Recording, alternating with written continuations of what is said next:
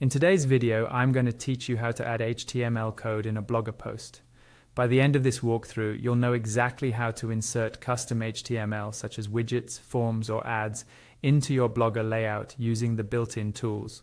First, make sure you're signed into your Blogger account and you're on the main Blogger dashboard. This is the page where you can see a list of your blogs on the left, along with options like posts, stats, and comments.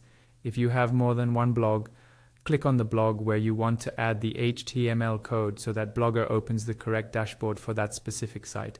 Once you're inside the dashboard for that blog, look over to the left-hand column and find the option labeled Layout. Go ahead and click on Layout.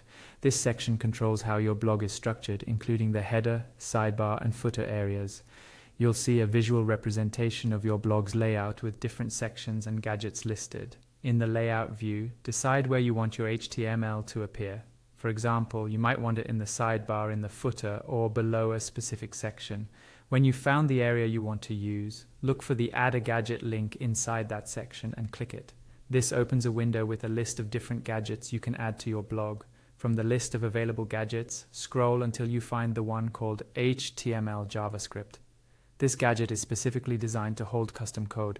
Click on HTML JavaScript to open the configuration window. You'll see two main fields here, one for the title and one for the content.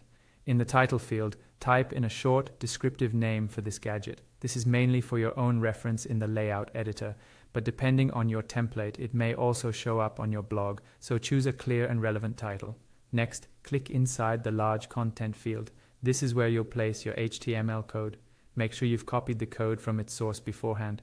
Once you're in the content field, paste your code exactly as it is. Avoid changing anything unless you know what it does, because even a small typo can break the way the code works.